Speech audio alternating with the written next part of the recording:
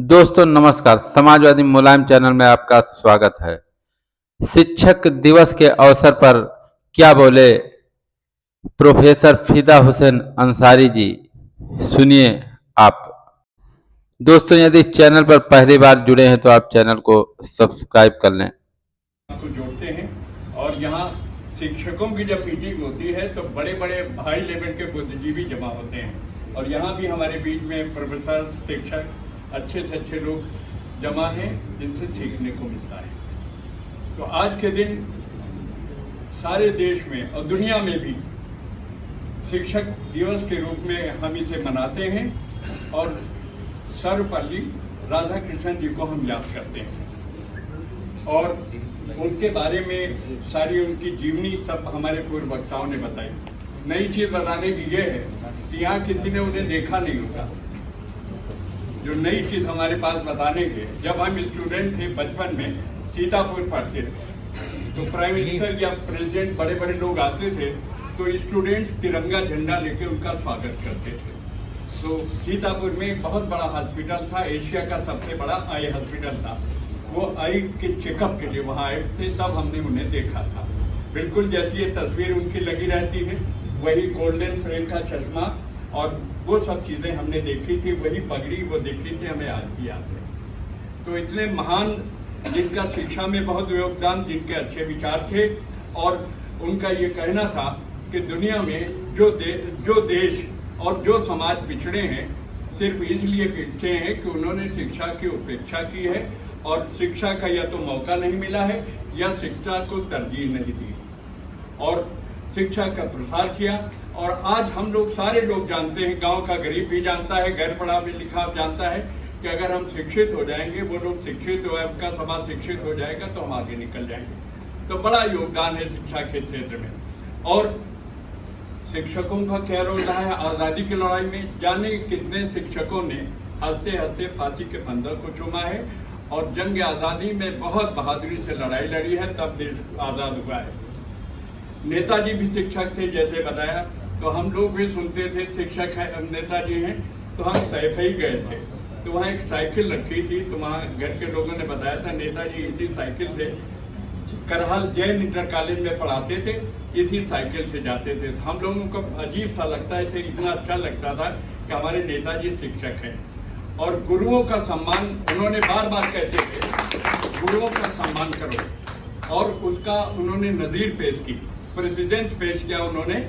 उनके गुरु उदय प्रताप सिंह जी हैं, उनका हमेशा जीवन भर इज्जत करते रहे। वो आज भी जिंदा हैं, 90s में है, अर्ली 90s में है, आज भी वो हैं और जिंदगी भर उनको सम्मान किया।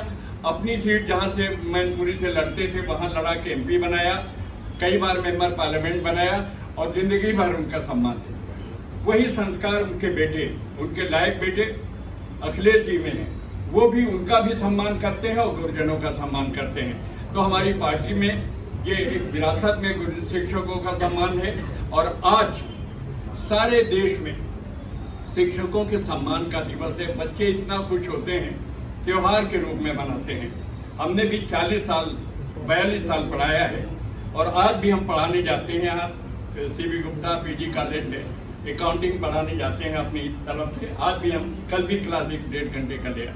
तो इससे सम्मान की कोई चीज़ नहीं होती, शिक्षा के से बड़ी कोई चीज़ नहीं होती। जब नेताजी ने हमें उच्च शिक्षा आयोग का चेयरमैन बनाया था, तो जब हम PG कॉलेज में हम कॉमर्स के डिपार्टमेंट, तो सबसे पहले हम प्रिंसिपल से कहा, मैनेजमेंट से कहा कि एक शर्त पे हम जाएंगे आयोग का चेयरमैन बनने, अगर हम पढ़ाने की अनुमति दीजिए। तो हम जब इलाहाबाद में हेडक्वार्टर है तो वहाँ आयोग का काम करते थे, फिर यहाँ पढ़ाने आते थे और अपना कोर्स जो हमारे हिस्से में था हमने वो सारे। तो पढ़ाने जो आपका पेशा है, इससे सम्मानित दुनिया में कोई पेशा नहीं है, उस पेशे से आप जुड़े हुए। तो ये सब चीज़ें हैं। तो आज के दिन शिक्षक दिवस में बना के शिक्षा की बात करते हैं। तो सारे देश में नेल्सन मंडेला भी शिक्षा मतलब आंदोलन करते थे अपने आज़ादी के लिए, लेकिन शिक्षा के लिए हर जगह कहते घूमते थे कि एजुकेशन, शिक्षा एक ऐसा वेपन है, ऐसा हथियार है कि हम उसको सारी दुनिया सारी दुनिया को बदल सकते हैं उसकी मदद से। तो इस अभियान से भी जुड़े हुए हैं, आप शिक्षा का प्रसार करते हैं। नेताजी एक बात बहुत कहते थे, उन्हें दुख होता था कि अमीरों के बच्चे बहुत बड़े बड़े स्कूलों में पढ़ते हैं और गरीबों के बच्चे जो है प्राइमरी स्कूल, जहाँ ब्लॉक प्रमुख जी ने बताया कि न टीचर होते हैं, न बच्चे होते हैं, न कोई सुविधा होती है, धीरे धीरे बंद होते जा रहे हैं, उजड़ जाते हैं। तो इसको कहते थे दोहरी शिक्षा नीति। नेताजी के ये थे दोहरी खिलाफ कि सारे लोग, बड़े अमीर गरीब के सारे बच्चे एक जगह पढ़े। तो हम लोग कई गए, एक बार हम जर्मनी के 1-2 स्कूलों में गए तो मालूम हुआ वहाँ ये है कि एक इलाका है, वहाँ एक सरकारी स्कूल है, सारे बच्चे वहीं पढ़ेंगे, चाहे वहाँ मंत्री का बच्चा हो, संतरी का बच्चा हो या वहाँ की चांसलर के बच्चा हो। तो हमने नेताजी से बताया था कि हम ऐसा देख के आए हैं, वही सपना नेताजी के था। तो हम बहुत समय आदरणीय लाल बिहारी जी ने दिया है, तो हम बहुत लंबा उनका वक्त ना है, उनके समय में से समय बर्बाद ना करें। लेकिन आप शिक्षकों के संघर्ष से आज़ादी मिली थी और उसके बाद शिक्षकों संघर्ष से 2012 में सरकार भी बनी थी। और शिक्षकों की जब सरकार बनी, नेताजी ने शिक्षकों ने जितने काम कर दिए, आज तक किसी मुख्यमंत्री ने उतने काम कर दिए।